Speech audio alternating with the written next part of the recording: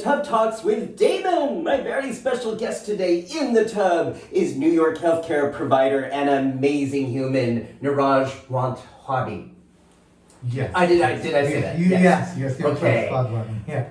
Thank you Hi. so much for being here. It is so good to see you. Thanks for having me. I'm such ever since we met earlier this year in 2024, I have been such an admirer of you, of your work, of your spirit. And before we talk about what you're doing and how you're helping our community, I just want to ask you, what do you like most about your body? My smile. Yeah, show the people. Show the people. Look at that smile. That is a damn beautiful, great Thank you. smile. I feel like, sorry, what were you saying? Got a little distracted. Yeah. You were saying your smile. Oh, yes. Yeah, I mean, smile in not the way I look when I smile, it's just the way I feel when I smile. And Which is what? which is, oftentimes when you smile at someone, people, most of the times, they do respond to you in another smiling way. So it's like happiness, and it's an exchange of something positive. Yeah. You can see it in the eyes. When I smile, people smile back. So just that feeling itself, it's just for that moment, but those moments they build up, and it's amazing. So like that. Wow. Yeah. It is amazing. I've also realized that I think this is true. We've seen studies cross-culturally that when people smile, overall, they feel better. Absolutely. Like it delivers serotonin directly into the brain. So that even if you weren't feeling good, just sometimes smiling or being in the presence of someone who's smiling, our automatic reflex as humans is to reflect that back. And of course, that can be, like if we're in a situation where they may not feel safe, people may not do it. But I think overall, when we're at work, when we are with our families, our friends, Absolutely. at the brunch, wherever you socialize, on airplanes, it's often like just smile at someone, and more often than not, you help them feel better. Yeah, even I've noticed when I'm on the phone as well, like even when people don't see me, so even when I smile on the phone or somebody else's smile, you can hear it in their voice. Yeah. And I like that. I like that too. I think that's such an important part. I try to, especially, this is a tip for those who are dealing with frustrating bureaucracies or customer service, that sometimes if you're smiling on your side of the phone, the other person is going to receive that. And maybe more inspired to try to help you resolve whatever problem you're calling with. It's funny, especially in a fast-moving city such as New York City. It's hard for us to just stop for a second and admire these little things. So acknowledge, like, okay, if somebody's not smiling, then how does it make you feel? Or whereas when I have lived in much less, I would say, busier cities, people do stop and sometimes smile, and then they will. This courtesy just goes like it's normal. Yeah. In New York, we're busy. We're busy. We're guarded, right? Yeah. We have our facade on, our protection on. Yeah. We run all the time for some reason. I don't know where everybody's running, but this is we love it. Yeah. I know, New Yorkers are in a hurry, and yes, feel free to move around, shift around. I love the temperature of the water. It's like is so good. cool. Yeah, I'm like, okay, this is good. This is what the doctor ordered. Oh, good. I know, sometimes it's like, this is something else that makes me smile. It's just like taking time to take a bath with people during the day. It's so funny. We all have, like, a lot of people, we have tubs, and seldom people take baths. Right. Like, how often? I'm so glad that you started this tub talk, so at least you can enjoy as many tub baths as you want. Exactly. I know. I didn't really take baths a lot before I started this series, and now I really have a new fascination and appreciation. It's really just a great way to hang open out. a nice bottle of wine, sit in a nice tub, like a handsome man. So you and I originally met earlier this year in Merida, Mexico. Yes, beautiful. And I was with a group of people at a seminar called the Gay Men Aging Gracefully. And you also just happened to be there in the town of Merida. What were you doing there at the time? it's, I had no idea that people from New York were there as well. Myself and my boyfriend Glenn, we were just on this reconnaissance mission to just find a place where we see ourselves retiring to. So you were also thinking about this question. What does it mean to age gracefully? Or sometimes I think disgracefully. But this concept that we have in front of us as gay men to consider these questions, these issues, these opportunities. Yeah.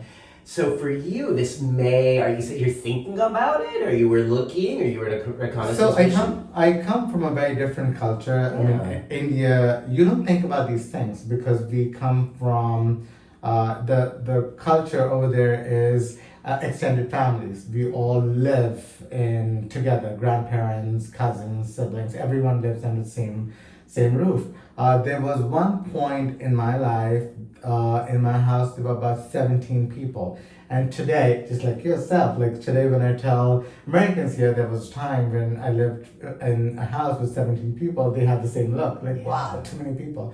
But that's normal in that culture because everyone lives under the same roof. But there are some, good and bad in that kind of arrangement as well, that you don't have to think about aging, because when you are grandparents you live in the same house and taking care of the grandkids, and the structure is so different that the grandkids, they learn from different generations altogether. They learn from the grandparents, they learn from the siblings, they also learn from the parents, though all different age group. So in some ways I feel it's beneficial that grandparents or older people are made to feel more useful, and they're right there and they don't have to worry about retirement. Whereas in a nation like America, where it's a nuclear family based customs here, so we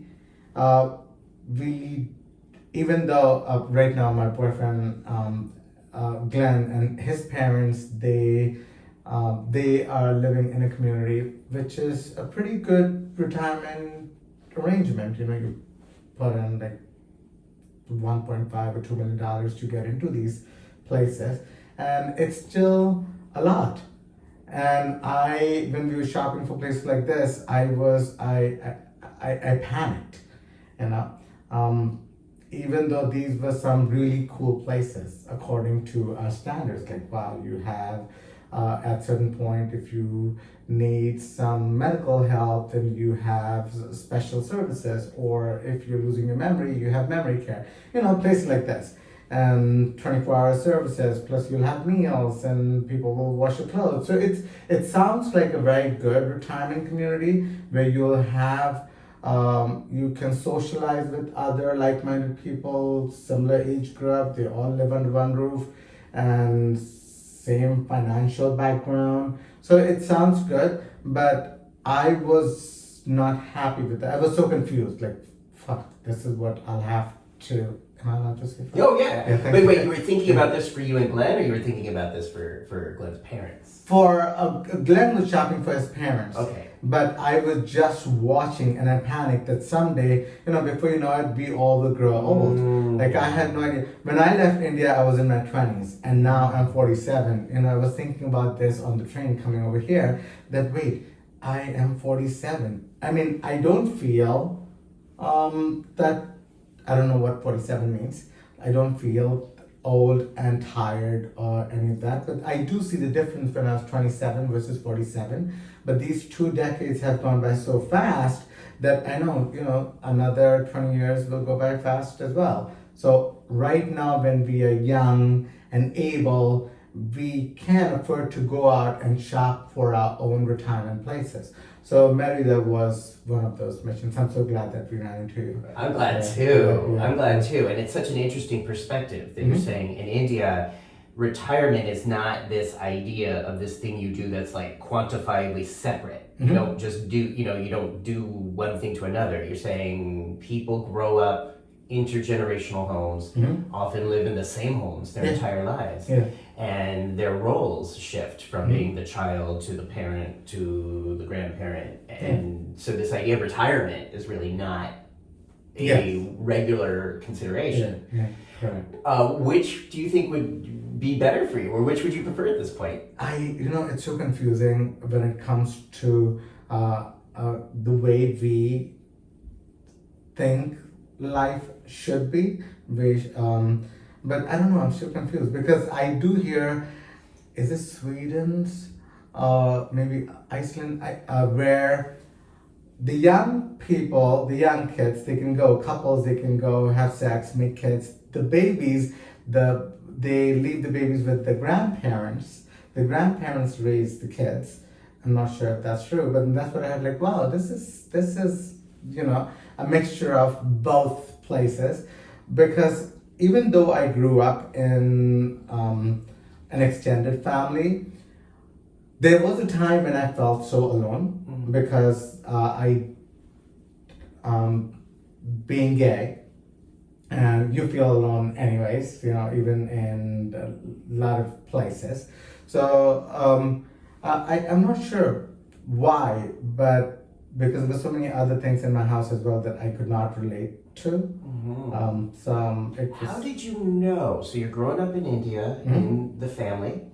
There's lots of people living under the same roof. Yeah. How did you start to become aware that you were, quote, like different from the others? So, when you're young and then you just like 3 years old, around that time, you get curious and you start playing doctor or just curiosity. So I used to do that, and I think I liked it so much that I never stopped. So I think I was horny right from the get-go. So you were a sexual person. Very sexual. So yeah. So I mean, and another thing I would like to just mention is India is very colorist as well. Yeah. So it's like they favor. I say they because now I am American. I like to believe that this is who I am now. Nothing against being Indian. It's just things have changed. So when I was in India, I was made to feel that I am not good looking enough because of my color.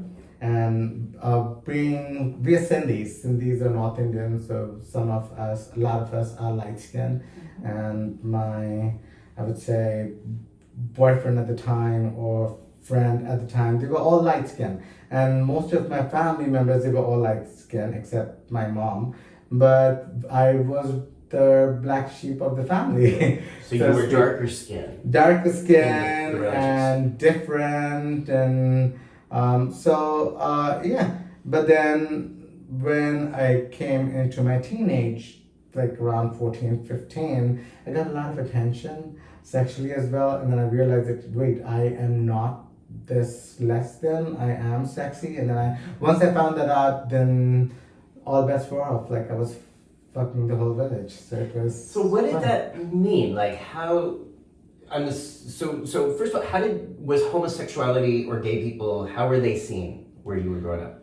At the time, things have changed so much everywhere, even over here versus everywhere else in the country. When I grew up, it was very much, I would say, they don't talk about it. It's not even don't ask, don't tell. It is like, it just doesn't exist. But on the other hand, I know almost everyone around me at some point they did it or experienced it. Like there's nothing wrong with it, but I did not feel that it was wrong because I wasn't harming anyone, and it felt so good that how could this be wrong?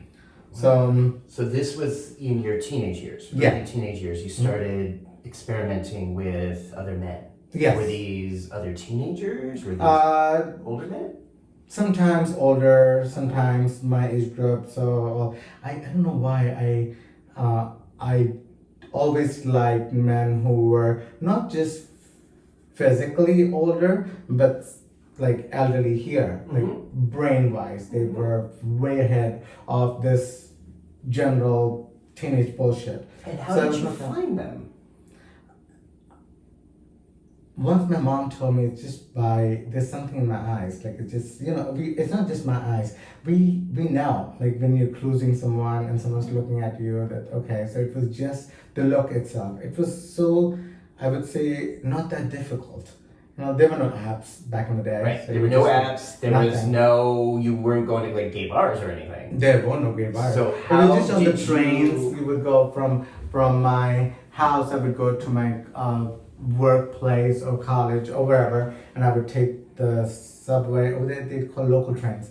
So I would take the local train, and then you brush up against someone, and they don't seem to mind. Or somebody accidentally brush up against you, and then you go home with them. I mean, it's dangerous. Like you shouldn't be doing that. But then I did that a lot, and yeah. So Well, it was fun. it sounds like those experiences were very pleasant. I don't remember any unpleasant experiences. Yeah, they were. Yeah. So you were again a teenager, Yeah. having these experiences, Mhm. these sexual experiences. What did sex mean back then? What was sex For me, it was just now I can relate with just hormones, sex. It was just how it feels, the touch of the skin, and Was it the kissing? smell.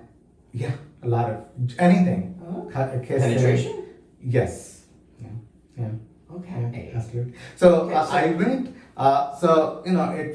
I was made to believe that it's wrong and you shouldn't be doing it, but then By my who?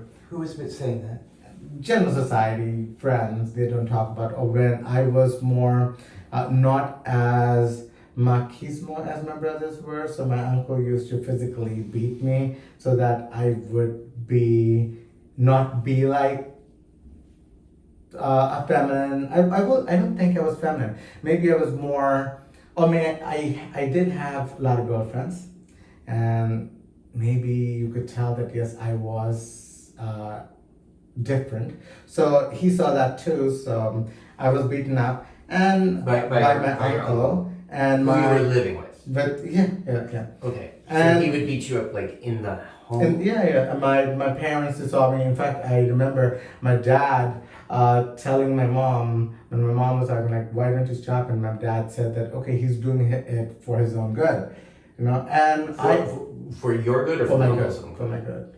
Yeah. So your father said that your uncle was It's doing me hurting you for your Yeah. own good. for my own good. Yeah. No, I mean. So the that's message not- in that is what? And feel free to move It wasn't like. so it's like the message is you should be different. You Yeah. should be masculine. Yeah. Straight. Yeah. And even when all this was happening, I believe, I still remember like it happened yesterday. I would say, mature enough to believe that no, that's not how it should be. Because I'm not doing anything wrong. Was he? I mean, did he use an object or his fist? I remember it was just mostly belts and shoes and punches. And it was not just once, it was plenty of times. So, What? yeah. What was that like? Now when I'm talking about it, it was like, oh, child abuse. But I think laws are still different in India. I'm not sure what's going on right now, but then it was okay to do that. And I don't know how morally it was okay, but Do you feel today that was okay to treat a child? even back then, on that day, it did not feel okay. He shouldn't have done that. And of course, I was a stubborn child, and because I believed that if this is what is right, then this is what I should stand for. So I did not change at all. Yeah. So it didn't change who you were, and it didn't change the sex you were having. No, So nothing. you were going through the town, cruising these guys, Yeah, having sex, sometimes fucking everything. these guys. Yeah. Were more top, more bottom. I prefer top because being a bottom, it's just a little bit painful, and I'm kind of chickened out for that way. But Did you feel like the word we'd say? Did you have the power? Did you have the agency to negotiate that with your partners when you were a teenager to say yes, I will do this, or no, I won't do that? it never happened that way. I think the intensity was the urges, it was so good that even the hugs and the kisses and the rubbing of the bodies, the sweat, the smell itself, you don't even get to that point that okay, should we, because it's teenage hormones. Like you find your niche. You find what really makes you go. So I don't remember even discussing top or bottom. No. Did anyone, if you said no, someone wanted to top you and you didn't want that, could you say no to that? I would just flip and do something else that made both of us feel good. I mean, so you used your body to communicate. Yeah. No, and you people respected that. Yeah. I mean, because I was exploring at the time as well. That it did feel so. I may have. There are times when you just. So I was in love with this guy, like really, and then he was more of a top. And even though it did not feel good, but just watching him get off, so that made me feel good. So that was good. So it was just that.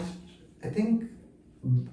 When you are a teenager, you don't worry about paying bills or jobs because this is what is the height of your day. Like this is all sex. All you can think of. For me, it was all about sex. So what will make me happy is what I would think of. So I would work out a lot. I was always, just to make sure that not only that I look good, but I feel good as well. If somebody is, playing with me. And again, these were men that were identified as straight or had families or wives or were, Plenty of times wives as well. They were married.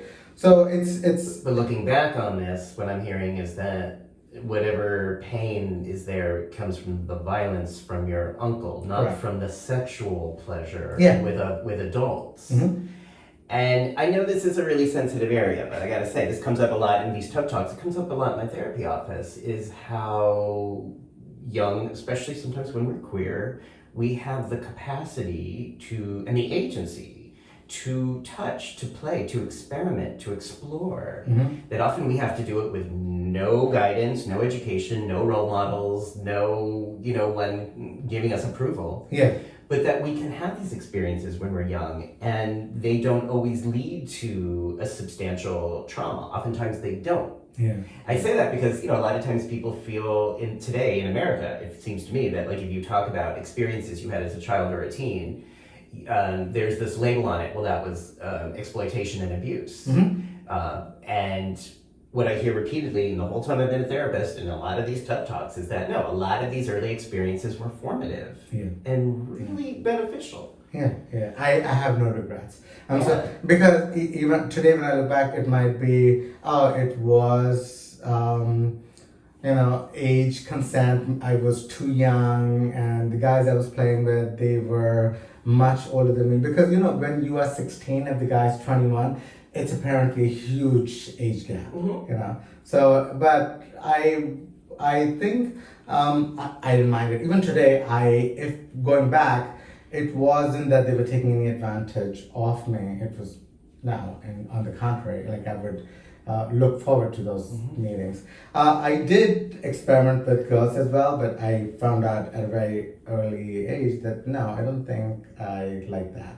So. And did you have sex with women? Yeah. How were you able to perform?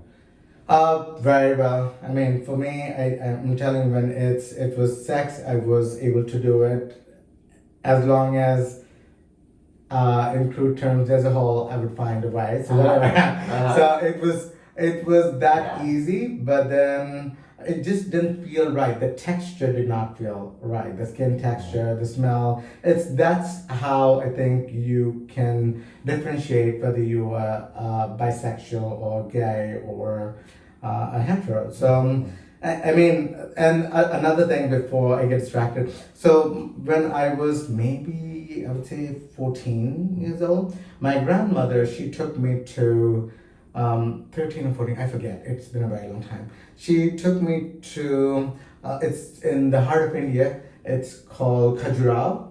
It's 700 AD temple. It's a sculpture of all these gods and goddesses having sex with anything you can think of. with animals or gangbang or Where is this? it's in Khajuraho. Uh-huh. And if you can look it up, it's beautiful. The sculptures itself, they're very, erotic, and it's a temple. So So you saw these images. I saw these images, and here I am. There, you could see these sadhus. They were meditating, fully naked, and I don't like wearing clothes. I would say not that I'm a nudist because I don't live naked, but I'm comfortable being naked. Yeah. So that's why I agreed to this tub. So I love that, and so it's being just that. What's wrong with this? It's just human beings. Yeah.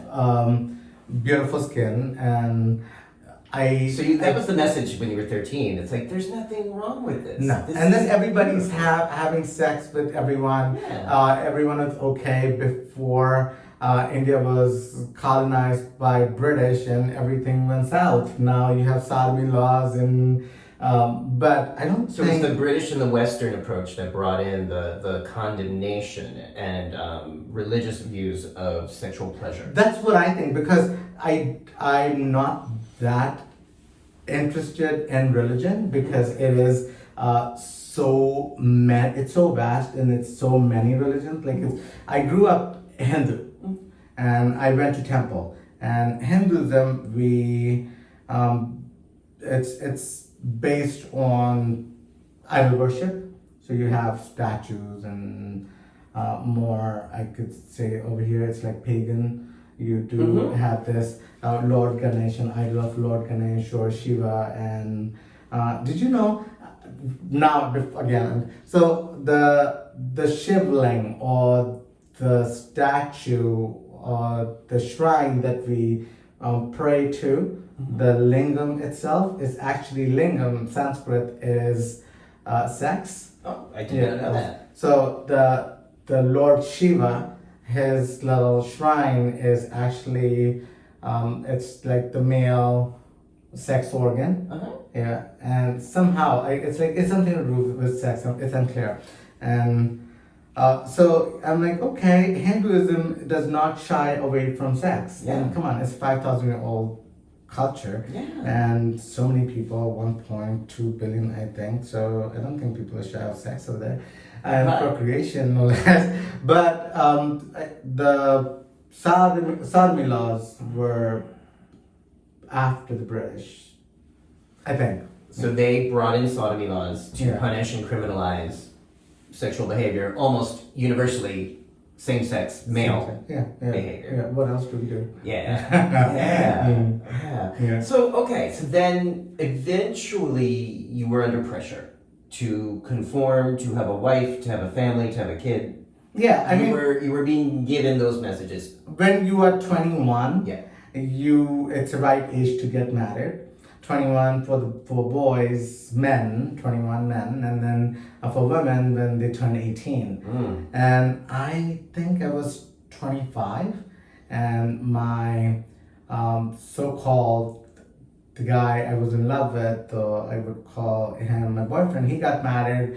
And then I was like feeling so alone, and then I got married. And then a lot of people in India, even though you get married, so you get married, you have that one life, and then you still go out and play, which I think is wrong on so many levels.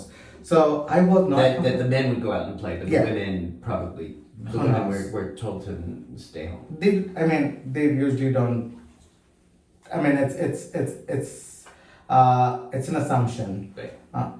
What do I know what women do behind doors? Who knows? But it's not. Usually men go out to work and women stay home and raise kids. But again, the society has changed so much. I don't know what's happening today, so don't quote me on that. But when you were growing up, that's how it was. Like women stayed home.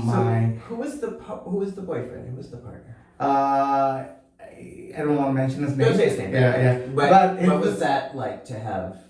Beautiful. Partner? Really good. I was in love. Things were going so well. I was very happy, and we were living a life. And then So things now changed. you were living with your family, extended family. Was he also living in a home with his extended family?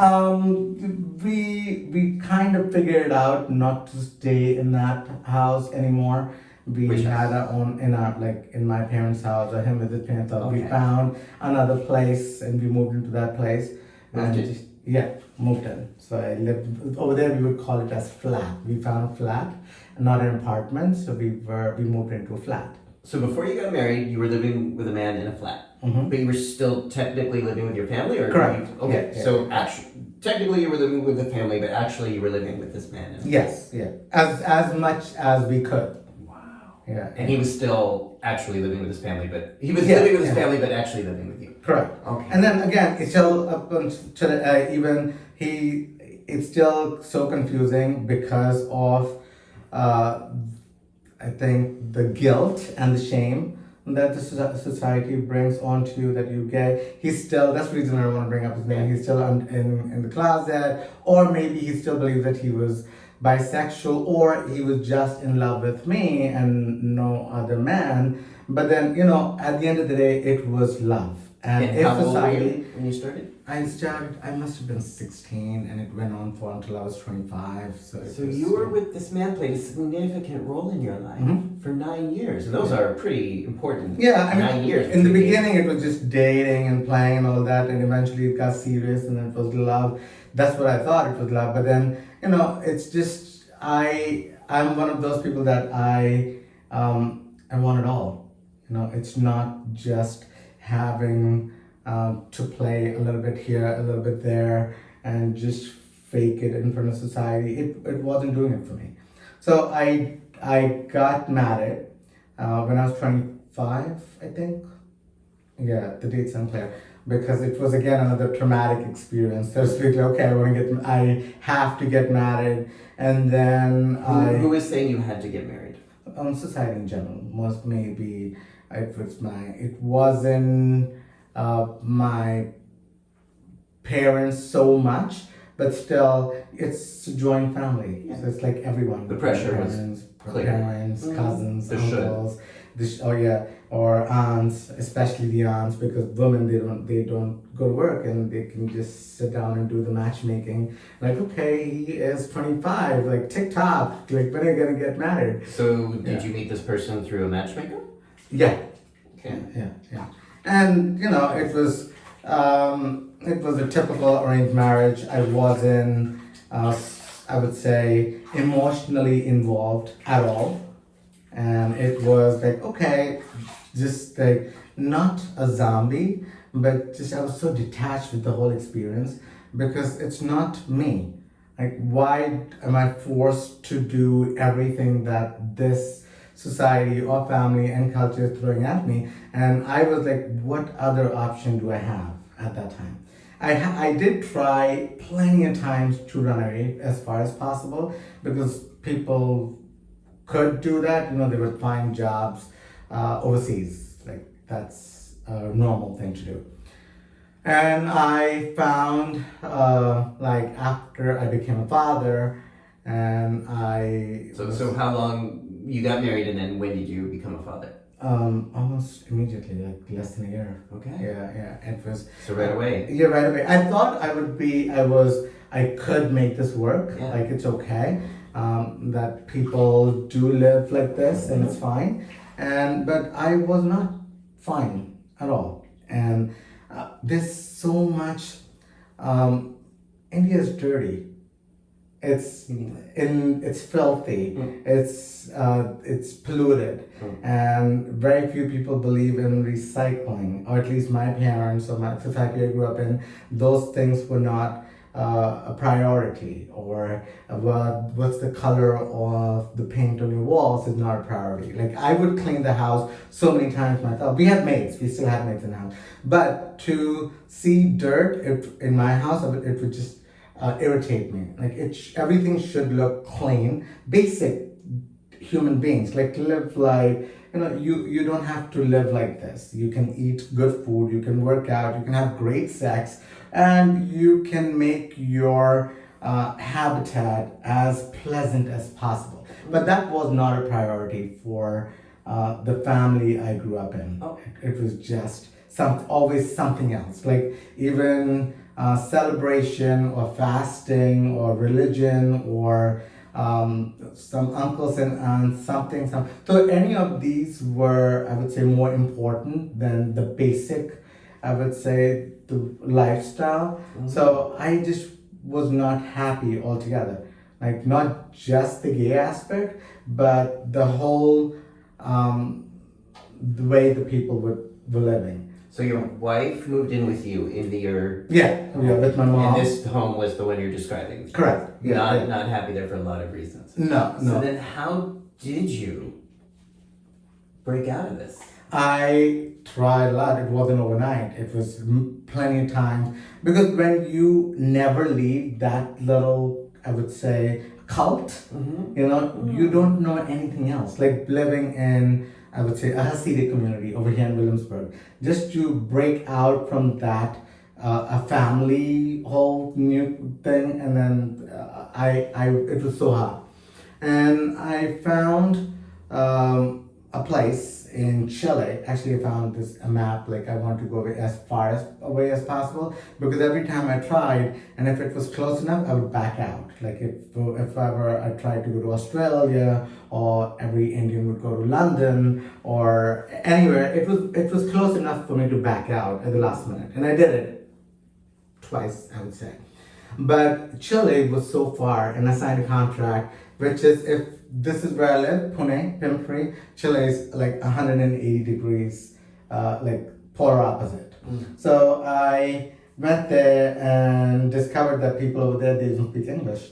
So I had to learn Spanish. And I thought, they're just saying it like, okay, everyone in the world speaks English, so it's... So you did go to Chile. I went to Chile. What was the reaction to your moving to Chile from your wife and family? My wife and family, they thought that I'm going there to improve my life and their life as well, to, make more money. They thought you were coming back? Yeah. Okay. I thought I was coming back too. Okay. Yeah. When I left, I thought at least, because I wasn't able to breathe free, I just want to get away, so at least I'll have some time away from all this so I can think, like what to do next. So when I was in Chile, it's difficult, different cultures. It's not just cultural shock, because I grew up in relatively vegetarian family, like my mom or a lot of people, they did not eat eggs. Not even eggs, like fish, meat, pork, nothing. Sometimes it would be chicken, but that would be like a crime. Okay, you're eating chicken. So my grandma would eat fish, and I loved it.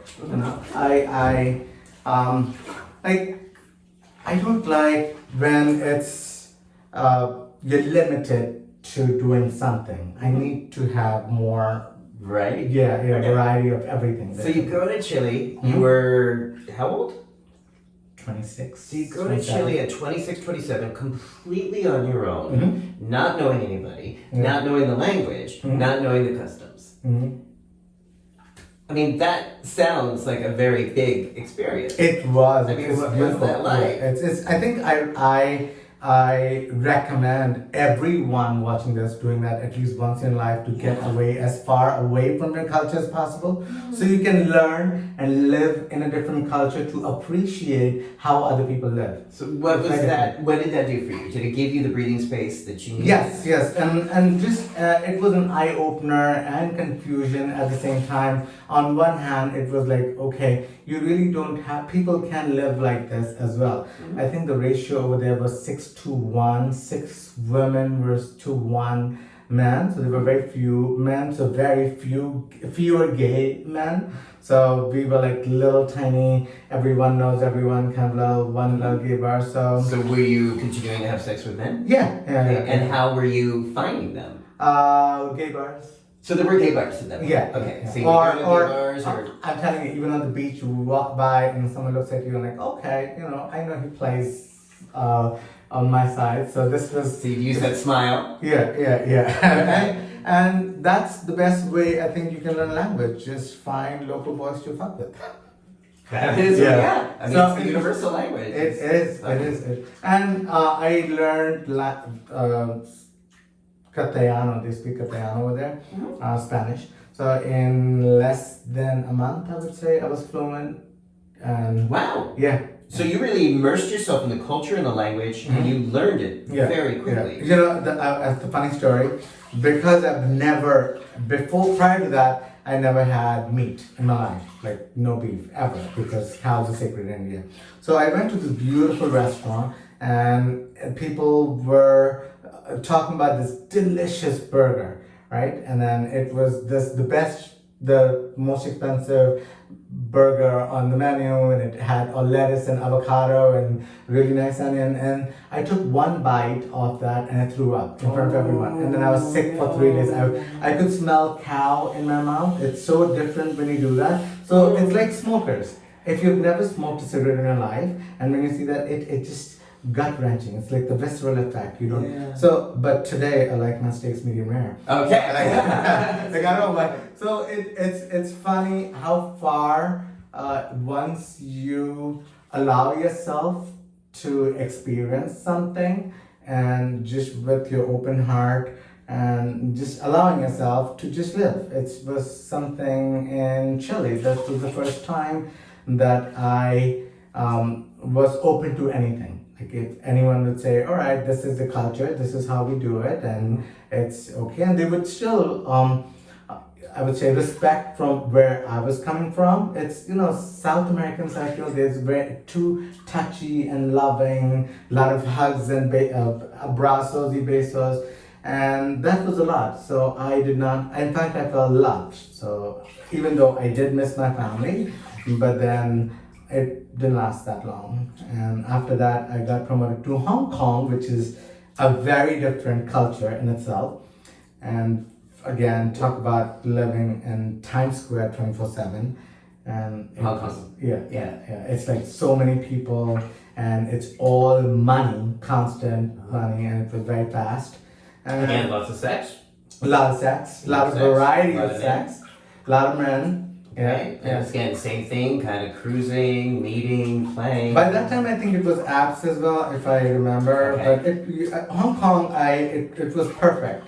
I had this gym, meeting people in the sauna, and it was the first time I was living by myself. Mm-hmm. I had this apartment, beautiful apartment, 2-bedroom apartment, and in Hong Kong Central, yeah.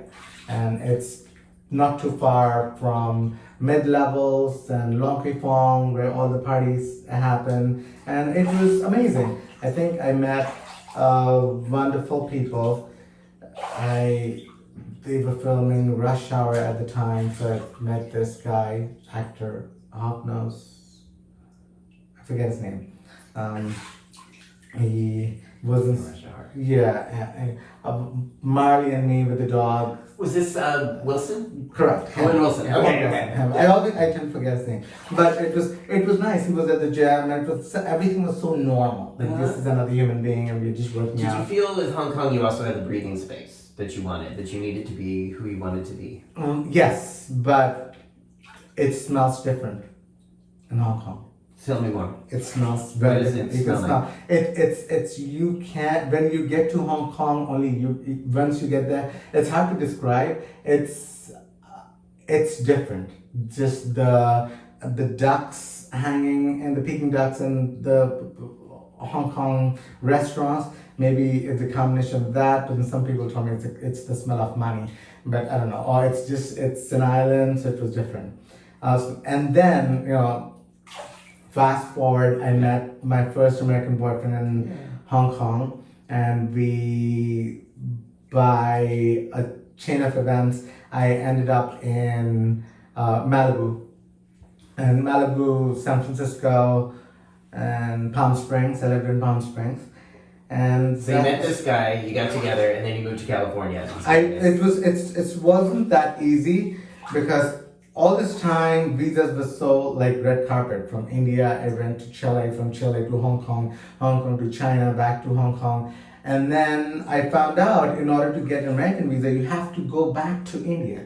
I was shocked, like, that is so rude, really. But no, it is how you have to, it is very complicated process. It almost takes like 9 months to just get a visitor's visa. Like, I was spoiled. So did you have to live in India again? I went back to home and The same home you grew up in? same home. Same family? Did I live in the same house?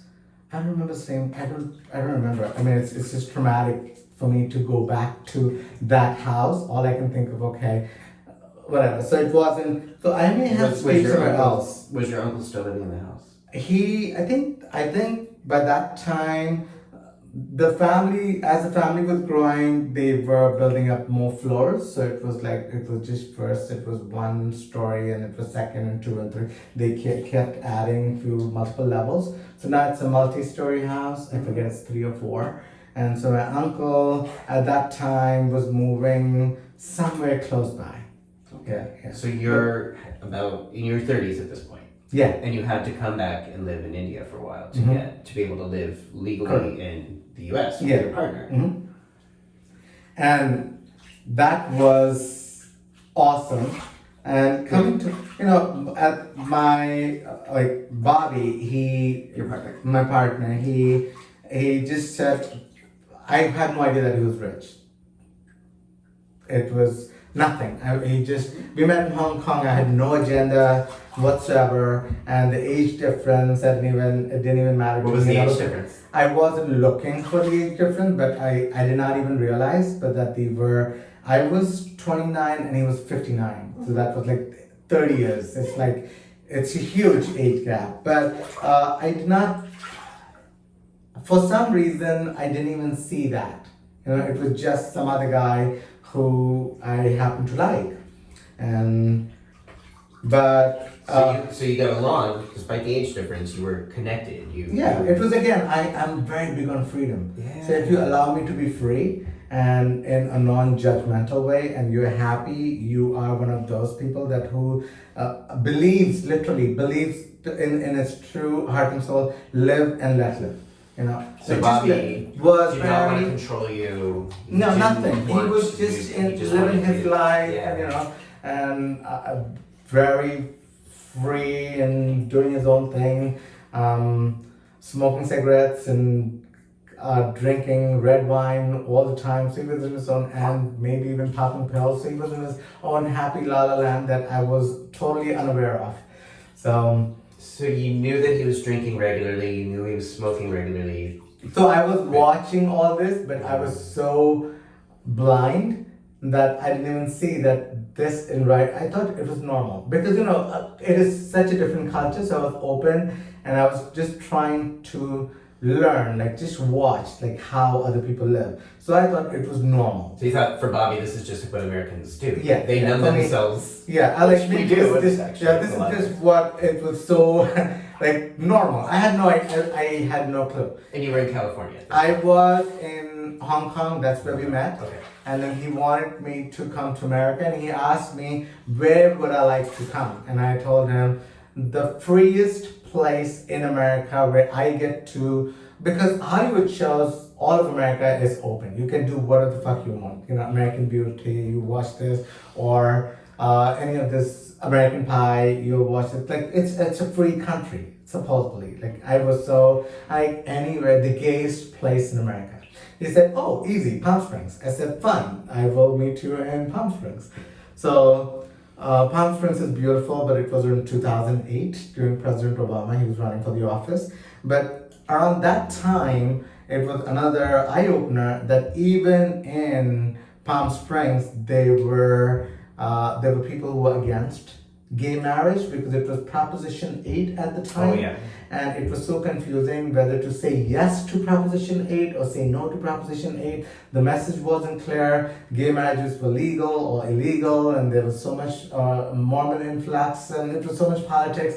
And I was just looking for a place to just be me and just enjoy my life. But then, ironically, running away so far for such a long time, coming to Palm Springs, and even here not finding what I was looking for was kind of I did not give up. I wasn't Looking, what did you, Freedom. what were you looking? The freedom. Yeah, So even freedom Palm to be- Springs did not feel like the freedom you were looking for. Yeah, because I was shocked. Like, why would you just tell me what not to do?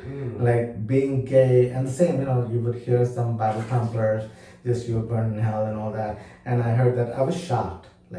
Like why would you even, what am I doing to you? But would you say the majority of Palm Springs life was pretty free? Very. We lived on the gayest place in Palm Springs. Where is that? It's East Palm Cannon Drive on Yeah. Gay Street, and it's like East Avery Drive is where this place was, and we were living there for, I don't know. At some point, it was so hot, I did not realize the temperatures were soaring to 120 degrees Fahrenheit. Yeah. And I thought, I think it's not where I would like to be. Then we Yeah. went to Hawaii. Yeah. Talk about smell. Like, you you land in Hawaii and you can smell the breeze, And it's so beautiful. Are you talking the smells like the beach, the sand? Cross breeze and the state flower, I forget what's it called. It smells good. Okay. Is it gardenia? No, that's savannah. So that's another thing. So it's plumeria. Anyway, whatever it is. Sorry, I'm so sorry. It's been a very long time, but it smells good. It really smells good. It's so good, and people, maybe because I was a tourist and we had the money to just live in 5-star hotels and have 5-star service and travel first class. So it was all watching through that lens. Wow. So So even when I lived in Palm Springs or Malibu or San Francisco, I thought everyone in America is rich. This is how everyone lives. So, but it was just, I was learning a lot. Okay, was I naive? No, I think everything was happening so fast, and I was just so open to everything, and so I was just enjoying life. And then Bobby Hawaii. became ill. Yeah, Bobby, he was, it was a slow decline. So if you smoke cigarettes and if you are diagnosed with COPD, it's not overnight. You really fuck up your lungs. It takes a very long time. So he was a chain smoker for a very long time. And then one fine day we were watching Who Wants to Be a Millionaire by Meredith Vieira. That show. See, some things I can remember. So I can remember a lot of things. So he was a white guy, like very Californian, blue eyes, blonde, German descendant. So his lips, which were normally pink, were blue. Right, and I was asking him something, and he wasn't answering anything. He was loopy and I didn't know what to do at the time. And I called a cab. Like, at least I knew how to call a cab, and I took him to the ER, emergency department at the time in Hawaii, and they diagnosed him with COPD. And then they told me that his oxygen saturation is 60, which in medical terms is really, really low. And now I know, being a nurse, okay, that is critical. And they told me that he might not live, he might just have a couple months to live. And that, we were supposed to fly from Hawaii to Amsterdam, it was it. No, he cannot die. We have places to go, people to meet. Okay, my visa is expiring, and then another thing, he did not have insurance. He was, I don't know why he did not think of that. He just had sold lots of businesses and he had all the money, but he had no insurance. And so you were not legally married? No, because there was before gay marriage was accepted. I'm still, I'm when you were legally married in India. Okay. Yeah. So he didn't have insurance. No. He was accumulating a lot of debt, sadly, because of the medical bills. Yeah, but then I think he was in the process of something, he didn't think about it. But then I believed in honesty. So if you're very Gandhi kind of thing. So if you ask me anything, that I'll tell you. So they asked, literally, the social worker, she came and asked me, well, do you guys have money for the hospital bills? Because how are you guys planning on paying?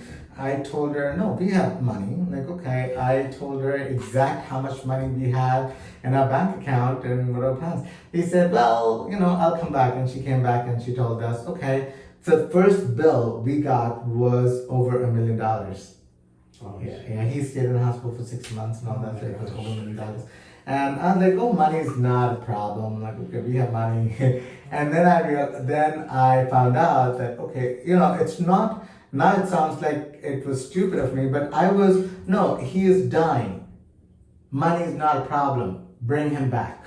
That was my message, that, okay, I just want you guys to make sure that you do every possible treatment. Don't hold back on anything, because in India, that's how we did not have any insurance or anything at that time. You just go to the doctors and you pay. So if the doctor's asking you whether or not you have money, you just tell the doctor, no, we have enough money. Do whatever the fuck you feel like to bring him back. So that's what I said, that no, money, we have enough. Just make sure he gets the best treatment. But in hindsight, I should have just kept my mouth shut and they let people who know what they were doing. But anyways, so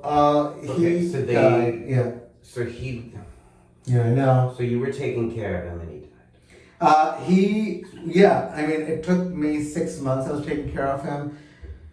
He was so sick. They told me that he's going to die in a few months. So I was prepared for him to die. At some point, almost waiting for him to die, because he was so sick and no human being should live like this. He had every orifice in his body was coming, like there was a tube. Or if not, even they made some more holes. He had a tracheostomy, he had a GI tube for his tube feeding. Did he have any wishes about quality of life? He, in fact, funny you ask, he had a DNR. He had his whole trust where the money would go and everything, but that was with his sister in Taipei at the time. And then she was asking me, what would you like to do? And I don't think we even saw that he had a DNR. And had I known today, I would have just, let him be and just die in peace. So he did not want to be kept alive beyond. Yeah, not on intubator. Yeah, because we intubated him. Yeah. He was on mechanical that. ventilator for 19 days. Yeah, critical intense. So it was just basically bringing his lungs back. But you didn't know that that went against some of his wishes. Yeah, at the time I did not. Which is always why it's so important. People talk about this and write about this and go over this with a lawyer. Very important. I know it's not a comfortable subject, but this is a great example of why it's so important couples talk about this. Absolutely. Yeah. Yeah. So now you're in Hawaii, Bobby passed away, and sounds like the bills were coming in. Bills were coming in. I think I had $100,000 or something at the time when he came back. Were you being you were not legally responsible for paying those? No, because I was just his friend, not related to him. But, by that time, I had my own little family in Hawaii, the community, the friends. I made a lot of friends. It was easy to make friends anyway, honestly. I was so blessed with meeting the right people all the time. So you were still able to live in Hawaii and have a quality of life financially. Correct. People were, I was teaching yoga to the tourists and, doing, it was so easy. It was free on Waikiki Beach, and that's how I was living. And plus, we paid whatever money we had. The state allowed us to go ahead and pay rent ahead, because once he's discharged from the hospital, at least he has a place to go to. And we were allowed to buy a car, but I was not interested in that. I didn't know how to drive. I mean, I knew how to drive, but I had no license at the time.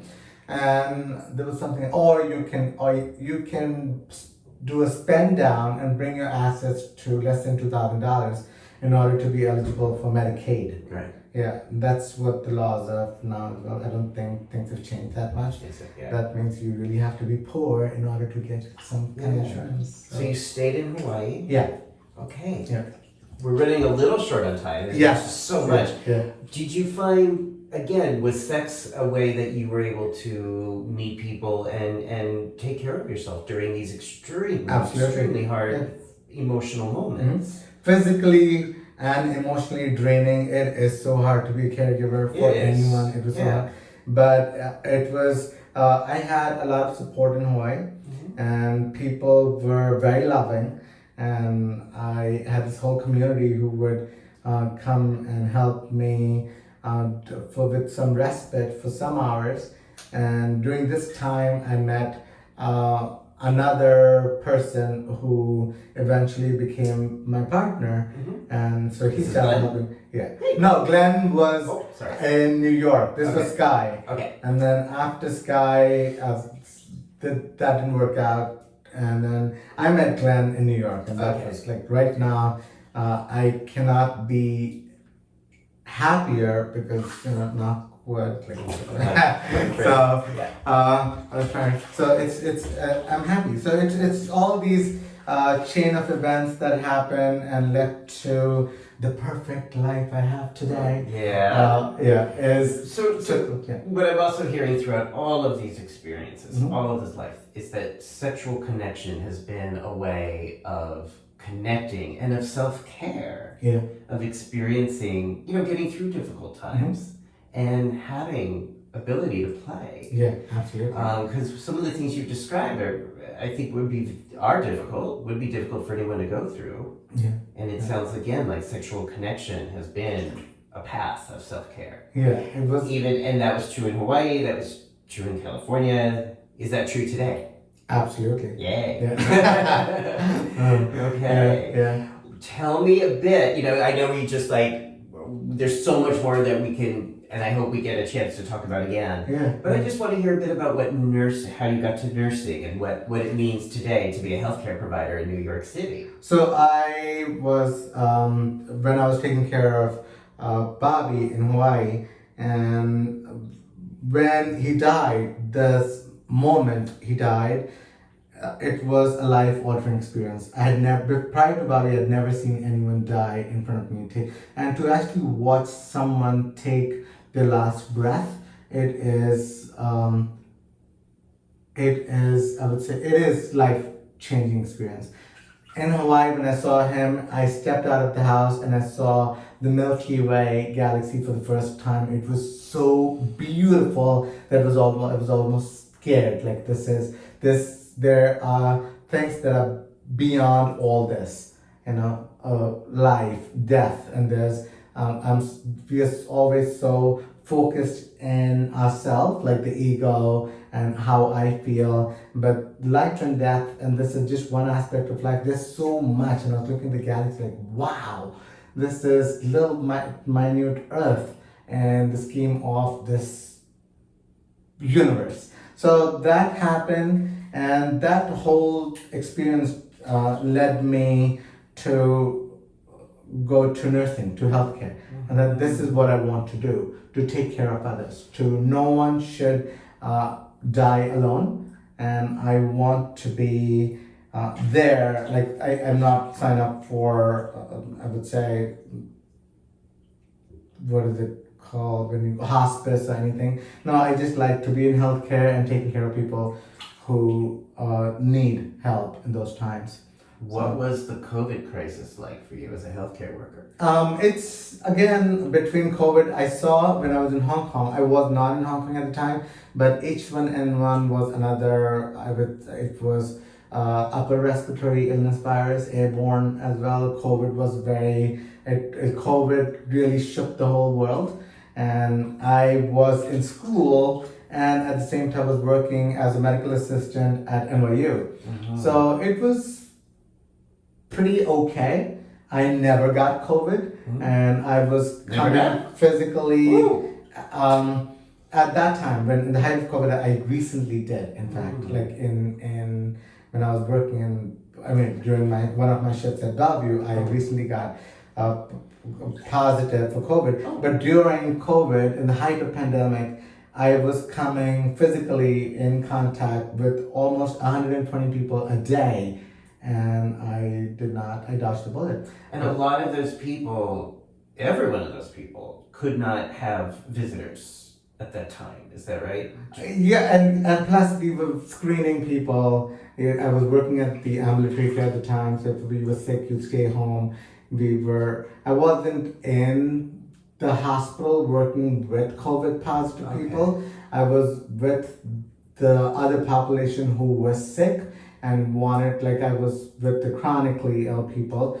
But if ever you do suspect that you have COVID, then you would stay home, and we would send you the medication. So that way. Yeah, the reason that made me think of that is because when we think about Bobby and we think about another person being there with you, when you take your last breath, one of the most vulnerable positions we could be in. It's sad. And what a gift you gave him by being with him. That is something I think we can do. And then I think I get horrified because I think about how many people during COVID did not have that. It's sad. How many people died right here in New York City with no one. Too many.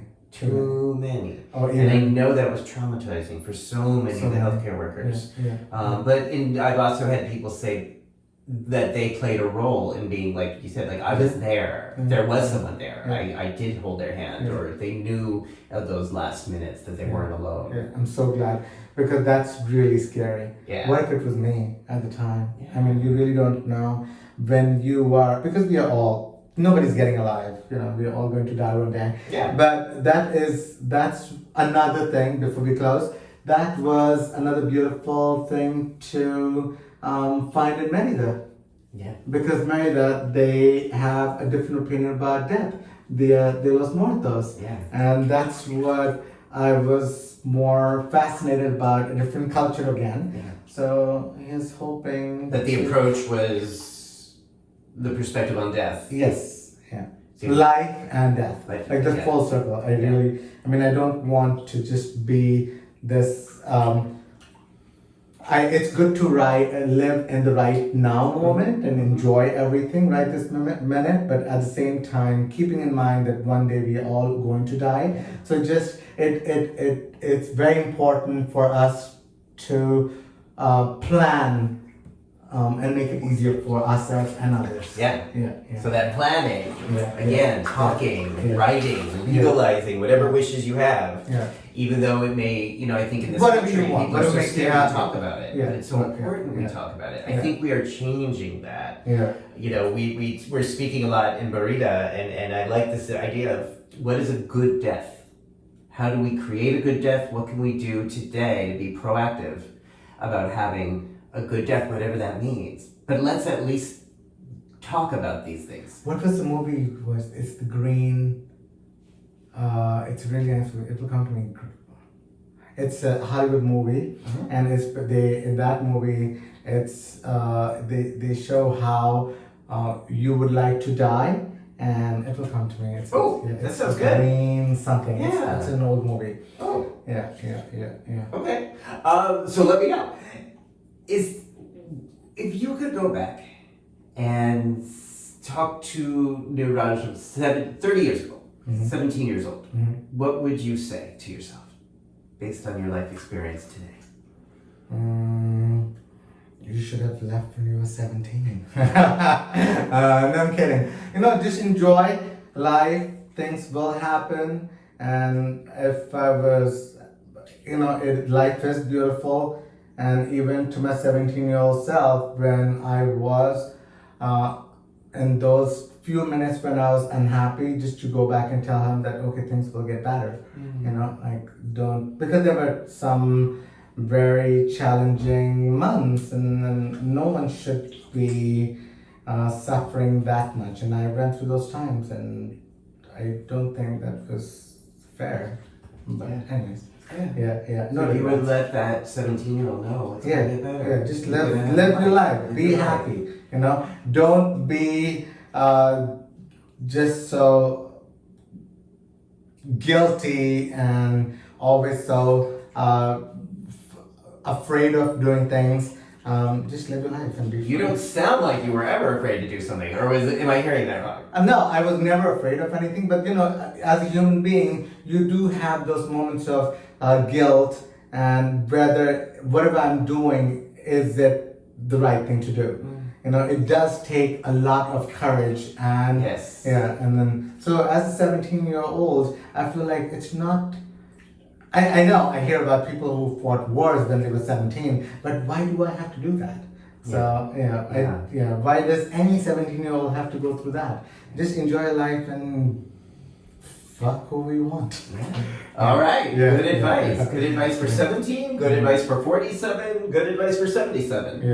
I want to thank you so much. Thank you. Because, it's your experiences in talking about our lives that I learn ways to be courageous in my life. I learn more about who I want to be.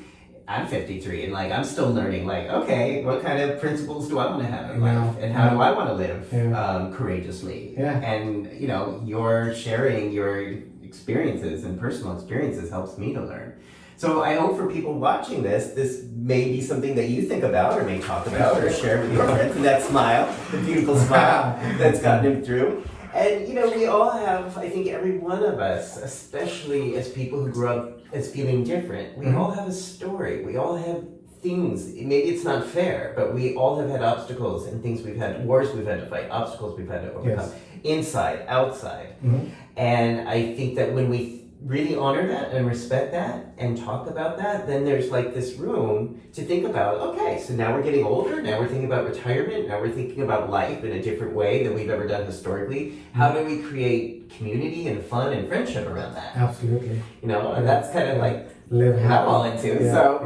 All right, everybody, if you like this interview and you're interested in these topics, subscribe. The interviews are free. There's a whole bunch of them now, 50 or something. And, I just say, think about what these themes might look like in your bathtub or at your brunch table or wherever it is you have conversations with your friends, naked or otherwise. If people want to follow you or see more of your life or follow your work, how would you like them to do that? I will give my number and you can reach out to this amazing guy. Okay. And now you've done a TED Talk. How do you feel? I love it. Thank you. The water temperature is perfect and I feel so good. Thank you so much. Great. All right, everybody. Thank you for watching. Thank Take you. care.